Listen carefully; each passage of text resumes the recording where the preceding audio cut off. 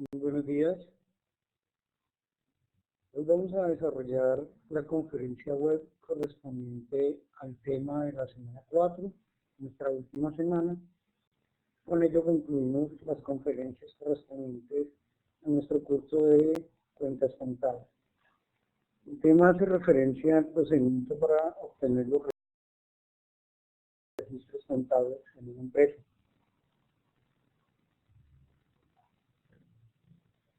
Para lograr esos registros contables es necesario seguir estos pasos. Primero, la comprensión de la transacción, luego la identificación de las cuentas, el análisis y registro de cada una de esas cuentas y por último la verificación de la partida doble. Bien, antes de llegar a poder hacer un registro es importante que las personas comprendan lo que están haciendo. Es decir, yo debo entender qué operación es la que está realizando la empresa, sea una venta, sea una compra, sea un pago, sea una transferencia, sea un traslado, sea una consignación. Es muy importante tener claridad sobre ello. Entonces, existen dos maneras de poder comprender una transacción. Una vez en la academia, cuando mi profesor redacta un taller, yo en la lectura que haga de él, pues debo entender lo que está pasando. Otra es lo que ocurre realmente en las empresas.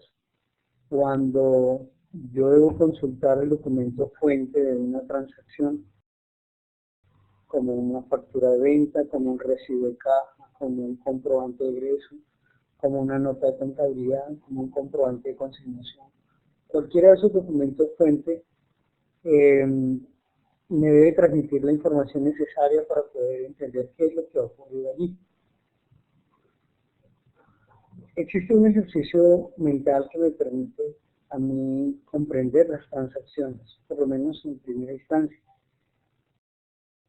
Cuando yo en mi mente voy imaginando las cosas como creo que han ocurrido, entonces ya sea que esté leyendo el ejercicio que me han colocado o que esté consultando, viendo el documento fuente, yo debo imaginar cómo ocurrieron las cosas en la empresa. Como cuando, por ejemplo, uno está viendo una película o una telenovela y ha perdido el capítulo anterior y alguien se lo cuenta. Entonces, en la medida en que esa persona le está contando a uno en su mente va haciendo la imagen de cómo ocurrieron los hechos. Entonces, lo mismo ocurre acá. Entonces, yo voy imaginando en mi mente cómo creo que han ocurrido los hechos. Entonces, que hicimos una compra. Bueno, entonces quizás fuimos a donde el proveedor o lo contactamos por correo o por teléfono y él nos despacha una mercancía, nos la factura, nosotros acordamos cómo le vamos a pagar esa factura. Es decir, en mi mente va pasando una película de cómo han ocurrido los hechos. Si pese a mi esfuerzo mental no logro todavía comprender lo que ha ocurrido, porque a veces pues, aparecen nuevos conceptos en esas transacciones, como por ejemplo el caso de los impuestos o de las retenciones, las mismas formas de pago, entonces lo van a hacer un poco más complejo. ¿Sí?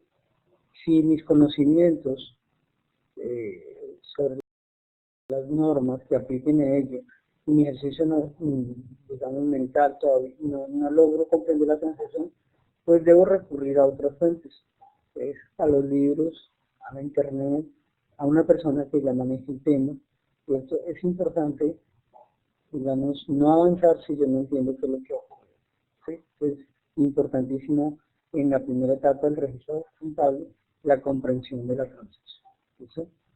Bien, quiero saludar a Lilia Valentina, que se encuentra en la sala. Lilia, muchísimas gracias por asistir, bienvenida. ¿Me confirma, por favor, si me escucha?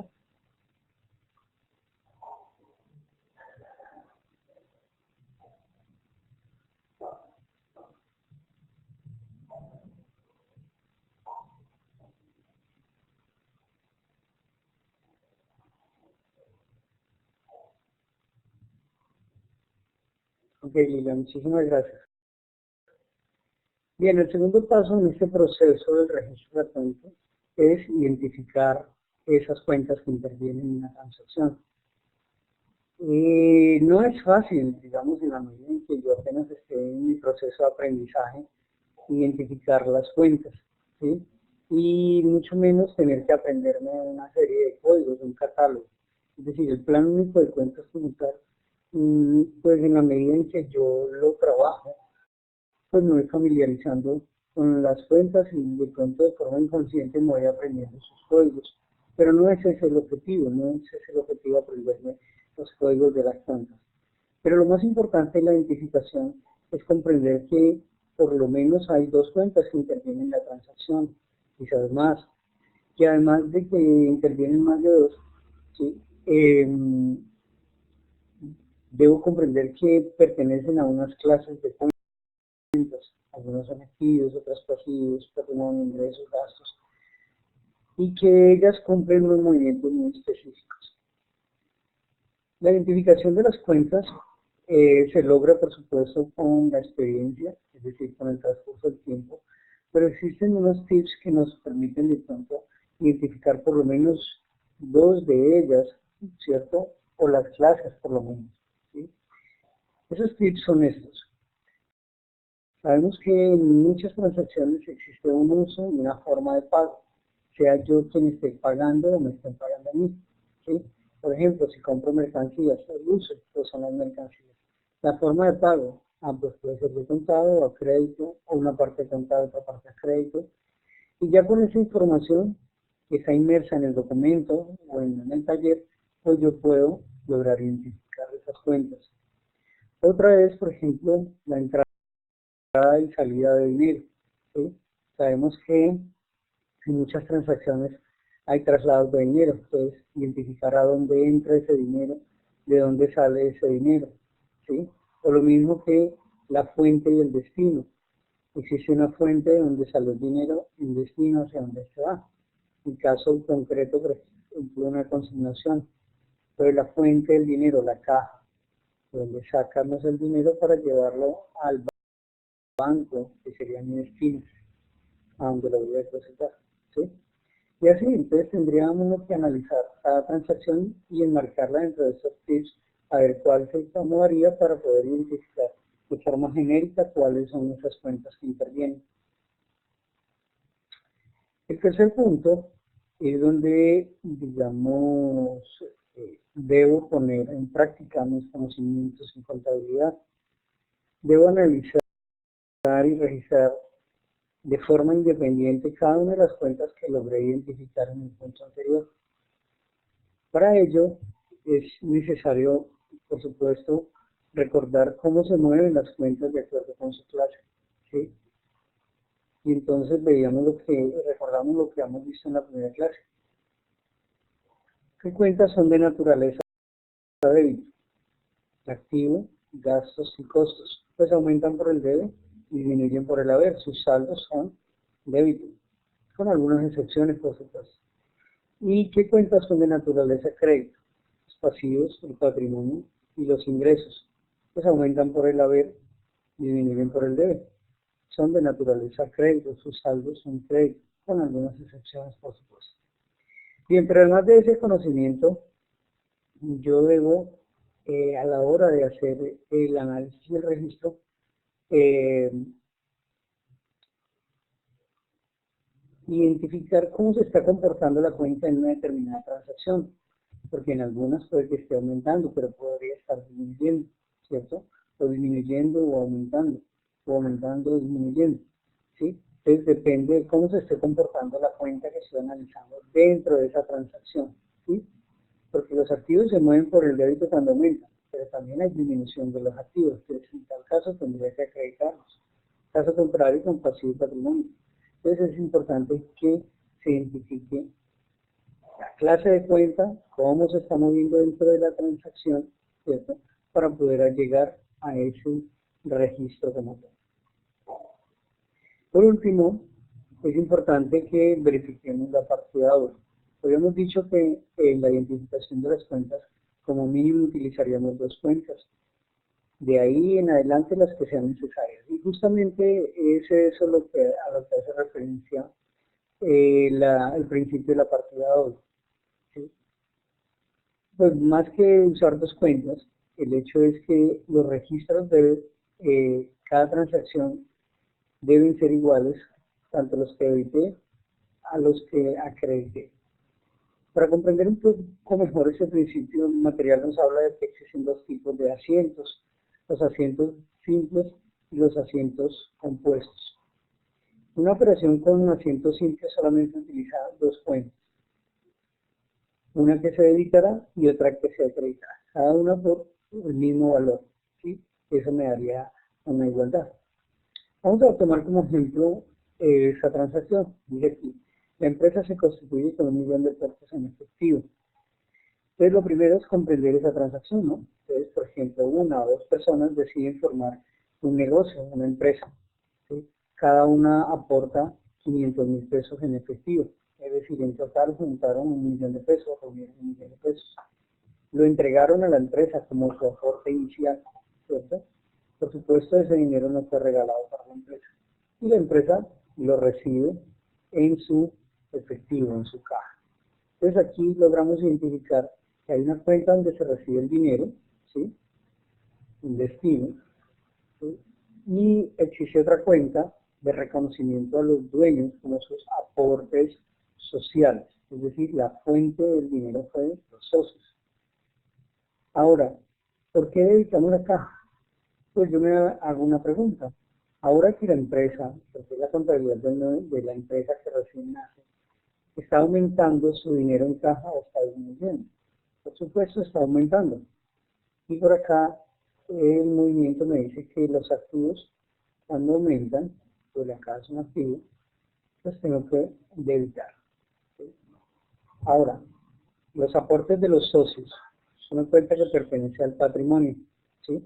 La fuente son los socios, es ahí donde está el dinero en ellos. Ahora, los aportes de los socios en la empresa han aumentado o han disminuido. Pues me dice acá que las cuentas del patrimonio cuando aumentan tienen que ser acreditadas.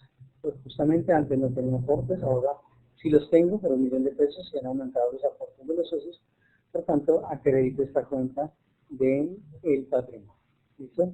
Y verifico mi partida doble, 1 millón de pesos al débito contra 1 millón de pesos al crédito. También nos habla de que existen asientos de tipo compuesto en los registros contables. Son aquellos que utilizan más de dos cuentas, ¿sí? 3, 4, 5, 15, 20, 50, 100, las que sean necesarias para poder completar una transacción. ¿Sí? Tomemos este ejemplo. Dice, la empresa compra mercancías. Obviamente aquí cuando hablamos de mercancías nos referimos a aquellas mercancías que están destinadas para ser vendidas en el desarrollo del objeto social de la empresa, por 1 millón de pesos.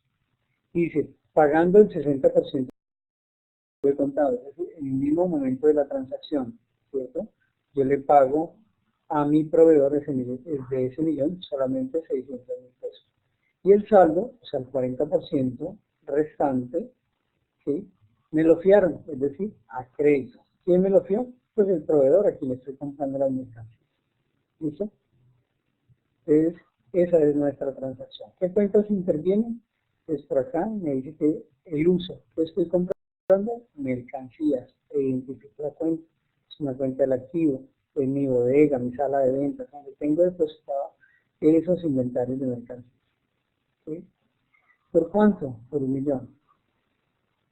¿Cómo lo pago? La forma de pago. Una parte de contado, ¿sí? En el momento de la transacción, entonces digo a ver dónde tengo el dinero, si en la caja o en el banco.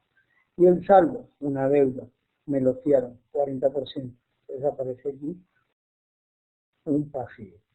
Entonces identifico las cuentas, mercancías para depositar todo el 1 millón de pesos, bancos para sacar el 60% y proveedores para el restante 40%, que queda bien.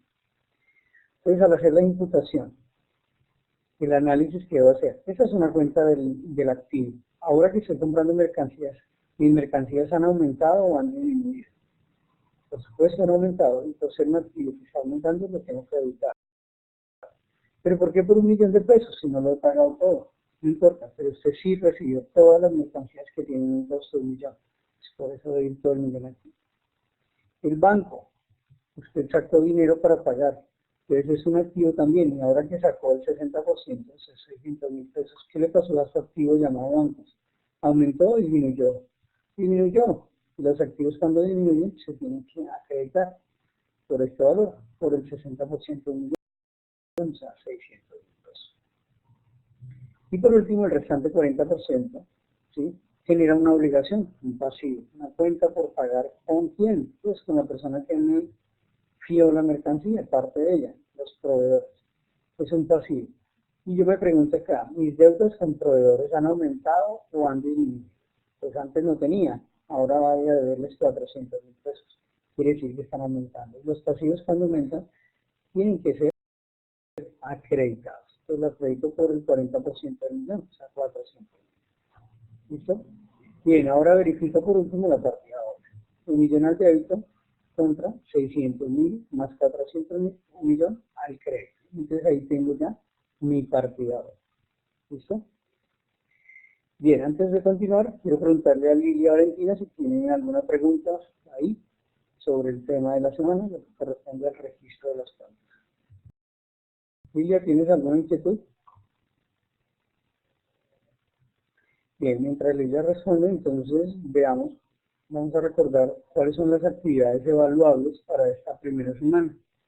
Ustedes deben desarrollar un mapa mental sobre el registro de las cuentas contables, es decir, sobre estos 4 puntos que acabamos de ver. Comprender la transacción, identificar las cuentas, analizar, registrar, verificar la partida. ¿Sí? Y ahí tienen el material en esta conferencia, el material del curso, ¿cierto? Para que elaboren su mapa mental. Entonces no importa en qué lo hagan, en Press, en Word, Excel, PowerPoint, ¿cierto? Entonces elaboran un mapa mental. ¿Sí? Si a alguien no, todavía le queda difícil lo de los mapas mentales, pues entonces puede elaborar un mapa conceptual, o un cuadro sinóptico, o un resumen, ¿sí? No importa. Lo importante es que elabore un documento sobre el registro de las cuentas contables, ¿sí? Cuando tenga su archivo, llega por acá, por este link, ingresamos a él, anexa el archivo y le da clic en enviar y listo. Esa es la primera actividad. Bien, Lilia dice que no tiene preguntas, muchas gracias. La segunda actividad que es calificable para esta última semana es el estudio de casos sobre la elaboración de un asiento contable de aportes de capital para el inicio de la empresa.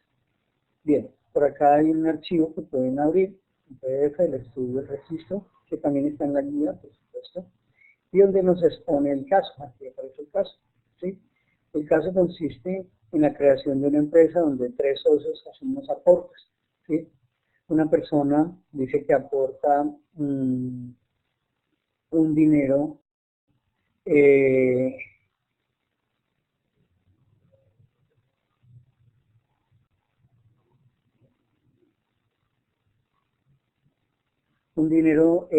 en efectivo, 3 millones de pesos, ¿sí? Por supuesto, van a ser recibidos en caja, ¿cierto? Contra los aportes sociales, o sea, el mismo ejemplo que hemos visto acá. Caja contra aportes sociales, en este caso el ejemplo es por los 3 millones de pesos.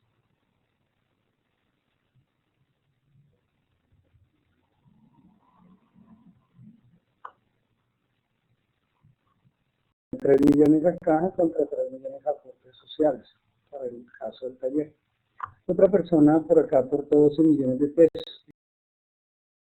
Dice representados en maquinaria, equipos de cómputo de oficina.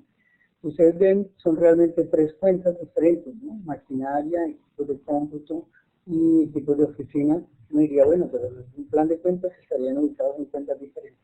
No importa la cuenta, ¿no? Podríamos llamarlo propiedad, planta de equipo, que reúne las 3, lo llamamos así, lo llevamos por 12 millones de pesos. Y la última, que es, digamos, un poco la de más análisis, es la de esta señora, quien es abogada, pero no tiene dinero, sin embargo ella presta sus servicios como tal, como abogada de la empresa, y le cobraría a la empresa 3.200.000 pesos, ¿sí? Dice que no va a cobrar ese valor durante el primer año y que eso resultarían ser sus aportes sociales para la constitución de la empresa. Bien, en este caso, si la empresa le pagara a ella o a cualquier abogado, pues tendría que sacar el dinero de su caja o de su banco y contabilizarlo contra un gasto por ese aporte que realiza ella, perdón, por ese servicio que presta ella. Entonces todos los meses 3.200.000 contra ese gasto. Pero en este caso ella no va a cobrarlo, o sea, no vamos a sacar del banco ni de la caja los 3 millones de pesos. Sin embargo, sí habrá un gasto por 3.200.000 mensuales por correspondiente a honorarios. Entonces, ¿cómo se contabiliza eso? Todos los meses durante el primer año, o sea, los 12 primeros meses de la empresa, se contabilizará un gasto por honorarios por 3.200.000 contra el aporte social, es decir, contra el patrimonio, 3.200.000. Y así sucesivamente durante los 12 primeros meses. En total ella habría 12 por 36 y 12 por 2, 24. Ella habría reunido 38.800.000, ¿no? Y entonces se completarían 38.400.000. Se completaría el total de los aportes de esta persona. En ese caso, ustedes hasta no terminar el primer año no se conocería cuánto se lo, no se conoce hasta dónde va su aporte. Es decir, paulatinamente durante el primer año va incrementando su aporte, ¿sí? A partir del siguiente mes, o sea, el mes 13 y ahí en adelante, pues ya ella no va a hacer más aportes. Ahí quedó su aporte a la empresa en esos 38.400.000. Los siguientes 3.200.000 ya ahí sí tenemos que pagárselos. Entonces el banco ya empieza a sacar el dinero, se saca el dinero del banco contra el gasto. ¿Listo? Bien, eso es el estudio de casos. Entonces ustedes en un archivo hacen la contabilización de esos 3 aportes y listo. Vienen acá, a estudio de caso, ingresan por aquí, anexan el archivo con la respuesta de la contabilización del estudio de caso y listo, la vienen ya. Bien. Por último, les quiero pedir el favor de que consulten la opción Mis calificaciones. Recuerden que es la última que aparece acá en el listado de las opciones del curso y van a encontrar las 2 actividades y el resultado de aprendizaje que por cada semana deben de desarrollar. Ustedes preocupense por desarrollar las 2 actividades. El número que aparece a continuación de cada 2 actividades es el resultado de aprendizaje. Yo lo evaluaré una vez ustedes hayan completado las 2 actividades. Ese es su trabajo en las 2 actividades. Frente a las 2 actividades, van a encontrar la calificación que han obtenido y el comentario que yo he hecho a esa misma actividad. ¿Para qué sirve esta consulta? Para que ustedes verifiquen su propio avance en el curso. Es decir, es probable que hayan actividades de semanas anteriores que estén pendientes de desarrollar, entonces para que ustedes sepan que tienen que elaborarlas, se pongan al día. O quizás ya hayan enviado una actividad y yo no se la haya calificado, entonces para que me lo hagan saber. Entonces se trata de hacer un autocontrol de mi avance en el curso. ¿Listo?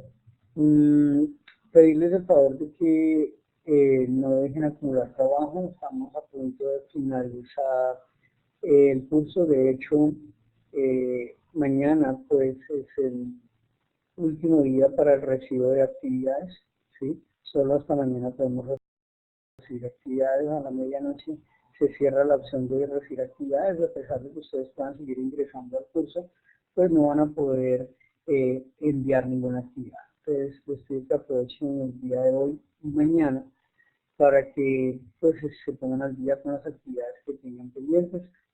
Pues solamente se puede certificar pues a las personas que han cumplido con el 100% de las actividades. Recordarles que tenemos canales de comunicación, por supuesto, como esta sesión en línea, como el foro de dudas e inquietudes, como la mensajería interna que está dentro del curso y por supuesto el correo electrónico para que planteen sus inquietudes y poder responderlas. ¿Bien? Quiero agradecer a Lilia Valentina por la asistencia a la conferencia. y desearle un feliz día. Muchas gracias a todas las personas que van a ingresar y observar esta grabación. Bueno, muy atentos, muy pilos, que estamos por terminar.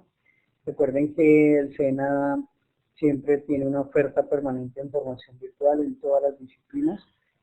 Digamos que en cuanto a esta área contable y financiera, puedo recomendar recursos como análisis financiero, contabilidad en las organizaciones, ingresos y gastos personales, presentación y preparación de información financiera bajo NIF para microempresas, o sea, el grupo 3. Ahí está la oferta para que la consulten permanente. ¿Listo? Bien, muchísimas gracias, que tengan un feliz día y hasta otra oportunidad.